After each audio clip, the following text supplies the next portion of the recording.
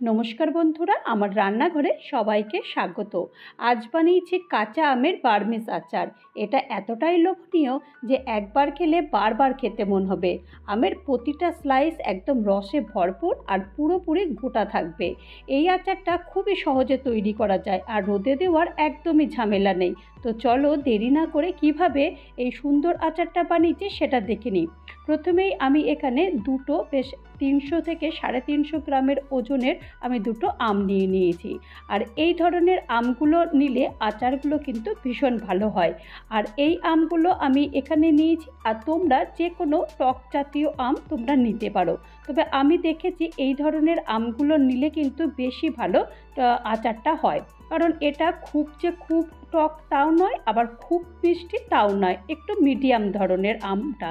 তো আমগুলোর খোসাগুলো প্রথমে আমি ভালো করে এটাকে ছাড়িয়ে নিয়েছি। এই 2-3 বার করে ভালো করে এটাকে ছাড়িয়ে নিতে হবে।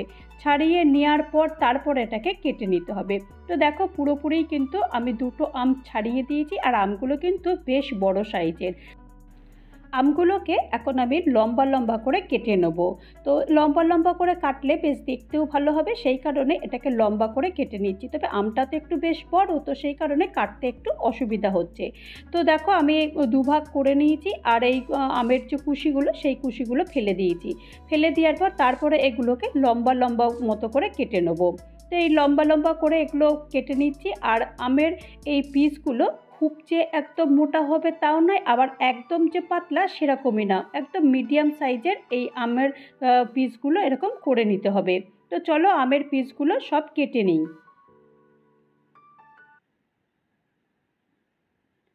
তো আমের পিসগুলো তো এইভাবে লম্বা লম্বা করে সব কেটে নিচ্ছি। তবে এই আচারটা কিন্তু এতটা ভালো হয় খেতে, মানে আমি তো অনেকবার করে এই আচারটা বানাই, কারণ আমার বাড়িতে যখনই আমি এই ধরনের আচার বানাই, মানে 4-5 দিনের মধ্যেই আমার এই বাড়িতে আচারটা উঠে যায়। এই আচারটা খেতে এতটাই ভালো হয় যে মানে বেশি দিন এই ঘরে রাখা মানে সম্ভবই নয়, এত সুন্দর খেতে হয়। আর খুব তাড়াতাড়ি আচারটা তৈরি হয়ে যায়, রোদে দেওয়ারও ঝামেলাও নেই।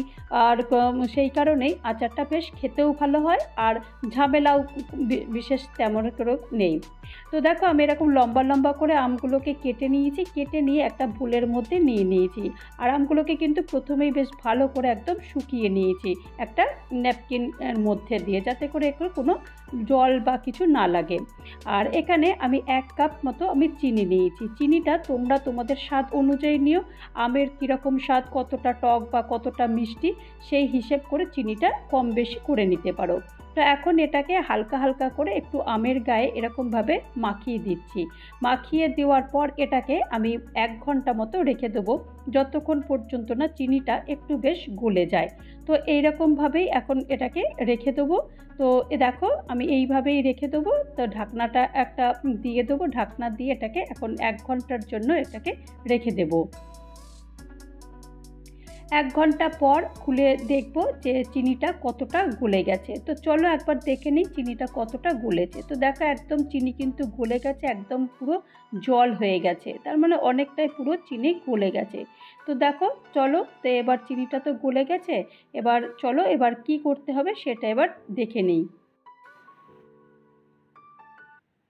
এখন আমি গ্যাসে কড়াই বসিয়ে দিয়েছি, আর রস সমেত পুরো আমটা কড়াইতে দিয়ে দিয়েছি। আর এখন কিন্তু আঁচটা একদম ফুল ফ্লেমে হবে, লো ফ্লেমে দেব না। এই আচারটা পুরোপুরি একদম ফুল ফ্লেমে তৈরি হবে। আর এখন আমি এখানে স্বাদ মতো আমি নুন দিয়ে দিয়েছি। নুনটা দিয়ে দেওয়ার পর তারপরেও এরকম ভালো করে এটাকে একটু নেড়ে চেড়ে দিতে হবে। তবে এখন কোনো কাজই করতে হবে না, শুধুমাত্র এটা জাল দিতে হবে। একদমই সহজ পদ্ধতি, বেশি কিছু করার দরকারই নেই। এখন আমি এবার 1/2 চামচ মতো হলুদ গুঁড়ো দিয়ে দিয়েছি, আর 1 চামচ মতো আমি কাশ্মীরি লাল লঙ্কার গুঁড়ো দিয়েছি, আর কিছু আমি চিলি ফ্লেক্স দিয়েছি। এটা একটুখানি ঝাল হলে বেশ ভালোই লাগে, তবে আমি খুব একটা যে ঝাল দিয়েছি তা নয়, তোমরা ঝালটা তোমাদের স্বাদ অনুযায়ী দিতে পারো। তবে এই আচারটা একটু ঝাল ঝাল হলেও বেশ ভালো লাগে খেতে। তো এখন আর কিছুই করতে হবে না, শুধুই এটা জাল দিতে হবে। জাল দিয়ে দিয়ে এটাকে রসটাকে পুরো একদম শুকিয়ে ফেলতে হবে। কিছুই কাজ নাই, খুবই তাড়াতাড়ি হয়ে যায়। এটাকে শুধু জাল দেওয়া ছাড়া আর কোনোই কাজ নেই। তো এখন এটাকে ফুল ফ্লেমে এটাকে জাল দেব শুধু। আর দেখো জাল দিতে দিতে একদম কিন্তু যখন একদম ঘন হয়ে যাবে তখন এটাকে নামাবো। তো ততক্ষণ পর্যন্ত শুধু এইভাবে জাল দিতে হবে। জাল দিতে দিতে একদম কিন্তু ঘন হয়ে যাচ্ছে, আর বাবলসটা তোমরা লক্ষ্য করে দেখবে যে বাবলসটাও কিন্তু বেশ ঘন হয়ে যাচ্ছে। আর যত তাড়াতাড়ি হবে আর তত কিন্তু এটা সুন্দর দেখতেও হয়ে যাবে। আর যেহেতু আমি কাশ্মীরি লাল লঙ্কার গুঁড়ো দিয়েছি, তো সেই কারণে একটু রঙটাও বেশ সুন্দর হয়েছে। আর একটা একটা করে তোমাদেরকে দেখাচ্ছি, একটাও কিন্তু একটুও ভাঙেনি, পুরো সব কটাই কিন্তু একদম দেখো গোটা গোটা রয়েছে। তো এই আচারটা কিন্তু মানে দেখতেও যতটা সুন্দর হয়, খেতে কিন্তু তার চাইতে আরও বেশি হয়। আর দেখো আস্তে আস্তে কিন্তু বেশ এই রসটা ঘন হতে শুরু করে দিয়েছে। এই রকমভাবেই আস্তে আস্তে করে রসটা ঘন হয়ে যাবে। তবে এই আচারটা তো খুবই তাড়াতাড়ি হয়ে যায়। তো চলো এটা হোক, আর একটা মশলা দেবো। এই মশলাটা দুর্দান্ত মশলা।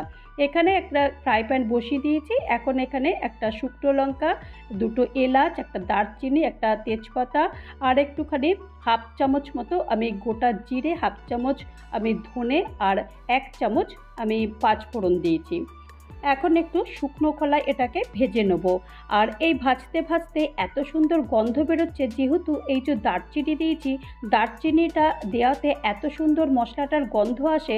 আচারটা যখনই খাওয়া হয় তখনই ভীষণ সুন্দর একটা গন্ধ বেরোয়, আর গন্ধটার জন্য আচারটা খেতেও আরও বেশি ভালো লাগে। তো এখন এটা ঠান্ডা করার পর তারপরে এটাকে গুঁড়ো করে নেব। তো এখন গুঁড়ো করে নিয়েছি, আর ওই মশলাটাই আমি এখন 1 চামচ মতো আমি দিয়ে দিয়েছি। দিয়ে দেওয়ার পর আরেকটু ভালো করে হালকা হালকা করে একটু নেড়ে দিচ্ছি। আর দেখো রসটা কিন্তু একদম পুরো ঘন হয়ে গেছে। এর থেকে বেশি আর ঘন করব না, কারণ ঠান্ডা হয়ে যাওয়ার পর কিন্তু আরেকটু টাইট হয়ে যাবে। তো সেই কারণে এর থেকে বেশি একদমই ঘন করব না। তো এখন একটুখানি 2 মিনিট ফুটিয়ে নেওয়ার পর তারপর ঠান্ডা করব। ঠান্ডা করার পর তারপরে সার্ভ করব। তো দেখো আমি ঠান্ডা হয়ে যাওয়ার পর তারপরে একটা প্লেটে এটাকে সার্ভ করে দিয়েছি। আর দেখতে দেখো কতটা সুন্দর হয়েছে, আর খেতেও কিন্তু দুর্দান্ত হয়। আর একটা আমি পিস দেখাচ্ছি, দেখো একটা পিসও কিন্তু ভাঙেনি, পুরোটাই কিন্তু একদম গোটা রয়েছে। আর রোদে তো দেওয়ার ঝামেলাই নেই। এইভাবেই তোমরা যদি অনেক দিন পর্যন্ত রাখতে চাও তাহলে একটু ভিনিগার দিতে পারো বা লেবু রস দিতে পারো। আমি তো এটা বেশি দিন রাখবো না, সেই কারণে আমি কিছু দিইনি। তো তৈরি হয়ে গেল আমার কাঁচা আমের বারবিস আচার। এই কাঁচা আমের বারবিস আচারটা যদি তোমাদের কারোর ভালো লাগে তাহলে অবশ্যই একটা লাইক করো, কমেন্ট করো, পারলে আমার চ্যানেলটা সাবস্ক্রাইব করে আমার পাশে থেকো। আর যারা নতুন বন্ধু হয়ে আমার চ্যানেলে ভিজিট করেছো তাদেরকে অজস্র ধন্যবাদ। আর যারা এখনও পর্যন্ত আমার চ্যানেলটা সাবস্ক্রাইব করোনি তাদেরকে অনুরোধ করব চ্যানেলটা সাবস্ক্রাইব করতে। ভালো থেকো, নমস্কার।